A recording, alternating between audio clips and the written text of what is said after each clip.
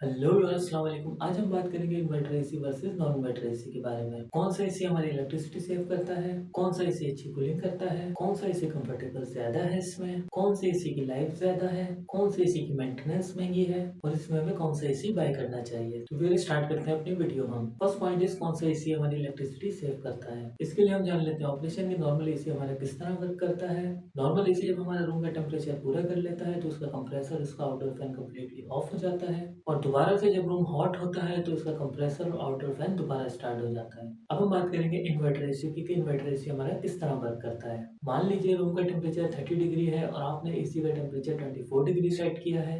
जब आपका AC 24 degree temperature achieve कर लेगा तो इसका कंप्रेसर ऑफ नहीं होगा बल्कि स्लो स्पीड आरपीएम पे चलेगा और टेम्परेचर को मेंटेन करेगा। इसका कंप्रेसर और आउटडोर फैन कम्प्लीटली ऑफ नहीं होता बल्कि टेम्परेचर को मेंटेन करता है और ऑन रहता है। और जब ये लो आरपीएम पे चलता है तो ये आपके, अगर मान लें 1000 वाट का आपका एसी है तो 300 वाट कंज्यूम करेगा उस वक्त। तो इस तरह ये आपकी इलेक्ट्रिसिटी सेव करता है। स्टार्ट में नॉर्मल एसी और इन्वर्टर एसी दोनों ही 1000 वाट कंज्यूम करते हैं, लेकिन जैसे ही इन्वर्टर एसी आपके टेम्परेचर को अचीव कर लेता है तो उसका कंप्रेसर स्लो आरपीएम पे चला जाता है और जबकि नॉन इन्वर्टर एसी जो होता है उसका कंप्रेसर टोटली ऑफ हो जाता है। और अगर बात करें या नॉइस की, तो नॉर्मल एसी जो है वो फुल आरपीएम पे चलता है तो इसकी नॉइस थोड़ी ज़रा ज़्यादा होती है और इन्वर्टर एसी जब आपका लो आरपीएम पे चलता है तो इसकी नॉइस बहुत थोड़ी होती है। सेकंड पॉइंट इज कौन सा एसी अच्छी कूलिंग करता है। इन्वर्टर एसी की कूलिंग इवन है क्योंकि इसका कंप्रेसर ऑफ नहीं होता बल्कि टेम्परेचर को मेंटेन करता है लो आरपीएम पे। और नॉर्मल एसी की जो कूलिंग है वो अनइवन है क्योंकि इसका कंप्रेसर ऑफ होता है, फिर जब आपका कंप्रेसर गर्म हो जाए तो फिर ये दोबारा से ऑन होता है। थर्ड पॉइंट इज कौन सा एसी कंफर्टेबल ज्यादा है। इसमें बात करेंगे पहले इन्वर्टर एसी की। अगर आपका सेट पॉइंट टेम्परेचर और रूम के टेम्परेचर में बहुत थोड़ा सा डिफरेंस है तो इन्वर्टर एसी आपके लिए ज्यादा कंफर्टेबल है। और अगर आपके सेट पॉइंट टेम्परेचर और रूम के टेम्परेचर में ज्यादा डिफरेंस है तो नॉर्मल एसी आपके लिए ज्यादा कंफर्टेबल है। कंफर्ट की बात हो रही है तो रेफ्रिजरेंट इसमें कौन सी ओजोन फ्रेंडली है इस पर भी बात करेंगे हम। नॉर्मल एसी में मोस्टली R22 गैस यूज होती है जो कि HCFC पर मुश्तमिल है, means hydrochlorofluorocarbon and additional fluorine component that destroy the ozone layer of earth. और इन्वर्टर एसी में मोस्टली R410 और R32 गैस यूज होती है। This refrigerant contain only HFC means hydrofluorocarbon which are ozone friendly. Fourth point is कौन सी AC की life ज्यादा है इसमें। अगर हम बात करें पहले इन्वर्टर एसी की इसके अंदर, तो इन्वर्टर एसी की लाइफ इसमें कम है। ये जस्ट 3 सीजन में ही इसमें गैस लीकेज का कूलिंग कॉइल में प्रॉब्लम आता है। कूलिंग कॉइल इसके यू बैंड लीक हो जाता है जो कि एक बार तो रिपेयर हो जाता है, रिपेयर होने के बाद मजीद 1 साल और चल जाते हैं, लेकिन उसके बाद वो जब दोबारा लीक होते हैं तो आपको कूलिंग कॉइल रिप्लेस करानी पड़ती है। और 1 टन एसी की कूलिंग कॉइल मिनिमम आपको 25,000 की कॉस्ट करती है मार्केट में। और इन्वर्टर एसी में आउटडोर में पीसीबी कार्ड भी होता है जिसमें एरर आना आम सी बात है, जो कि रिपेयरेबल है, रिपेयर हो जाता है, लेकिन इसमें एरर का प्रॉब्लम बहुत ज़्यादा है इन्वर्टर एसी के अंदर। और अगर नॉर्मल एसी की बात करें तो इसमें R22 गैस यूज़ होती है जिसका स्टैंडिंग प्रेशर बहुत कम है। इसमें गैस लीकेज के प्रॉब्लम 5 से 6 सीजन के बाद ही आते हैं। और इसके आउटडोर में पीसीबी कार्ड नहीं होता, जस्ट इंडोर में पीसीबी कार्ड होता है और इंडोर की पीसीबी कार्ड में इसके इतने प्रॉब्लम नहीं आते हैं। फिफ्थ पॉइंट इज कौन सी एसी की मेंटेनेंस महंगी है इसमें। अगर हम बात करें इन्वर्टर एसी की, तो इन्वर्टर एसी की मेंटेनेंस इसमें महंगी है।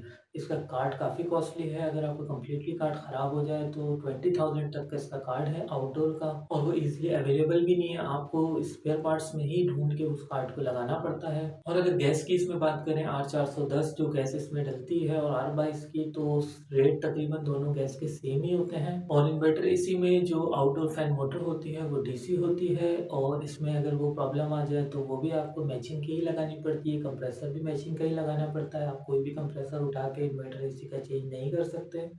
आपको उसके लिए उसके वोल्टेजेस और उसके हर्ट्ज बिल्कुल सेम रखने पड़ते हैं। जबकि अगर नॉन इन्वर्टर एसी की हम बात करें तो नॉन इन्वर्टर एसी में किसी भी कंपनी के इंडोर में किसी भी कंपनी का आउटडोर इजीली लग जाता है 1 टन की मैचिंग के हिसाब से, और उसमें कभी कोई प्रॉब्लम नहीं आता। और इन्वर्टर एसी में प्रॉब्लम जब आते हैं तो ये काफ़ी कॉस्टली होते हैं। अगर आपका एरर भी इसमें आ जाए इन्वर्टर एसी में तो 5,000 से 6,000 की रिपेयरिंग है, और अगर गैस लीकेज का यू बैंड का इशू आ जाए तो 7,000 से 6,000 के दरमियान में इसकी रिपेयरिंग होती है। सिक्स पॉइंट इज कौन सा एसी हमें बाय करना चाहिए। इसमें बात आती है आपकी रिक्वायरमेंट्स की और नीड की एसी को बाय करने में। और अगर आप एसी को कंटिन्यू चलाते हैं 4 आवर, 5 आवर, 10 आवर, तो आपके लिए इन्वर्टर एसी बेस्ट ऑप्शन है, क्योंकि इन्वर्टर इन्वर्टर एसी की इनिशियल कॉस्ट तो हाई है, लेकिन ये आपकी इलेक्ट्रिसिटी 30 से 50% सेव करेगा। और अगर आप एसी बहुत कम यूज़ करते हैं, जस्ट 2 आवर 3 आवर, तो आपको non inverter AC, normal AC लेना चाहिए, क्योंकि इन्वर्टर एसी भी इलेक्ट्रिसिटी आपकी जब ही सेव करता है जब आपका रूम का टेम्परेचर मेंटेन हो जाता है। और आप अगर ऐसे सिटी में रहते हैं जहाँ एसी सिर्फ जस्ट 2 मंथ ही यूज़ होता है, तो नॉर्मल एसी आपके लिए बेस्ट ऑप्शन है, क्योंकि नॉर्मल एसी सस्ता है इन्वर्टर एसी के मुकाबले में। अगर इन्वर्टर एसी इस वक्त आ रहा है 1,30,000 रुपये का, तो नॉन इन्वर्टर एसी आपको 70 से 80,000 के दरमियान में नया मिल जाएगा। और ये मेरा पर्सनल एक्सपीरियंस है कि इन्वर्टर एसी में जितने प्रॉब्लम आते हैं उसके 5% प्रॉब्लम ही नॉन इन्वर्टर एसी में आते हैं। नॉन इन्वर्टर एसी में जिस सर्विस का इशू आता है वो इन्वर्टर एसी में भी आता है। और इन्वर्टर एसी में सबसे ज़्यादा जो इस वक्त प्रॉब्लम आती है वो गैस लीकेज यू बैंड की है।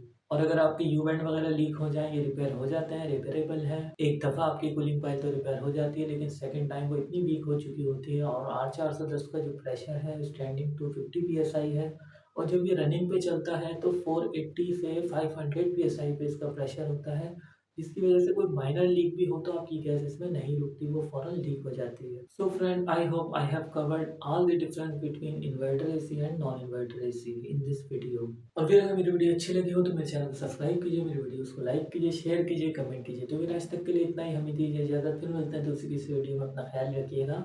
अल्लाह हाफ़िज़।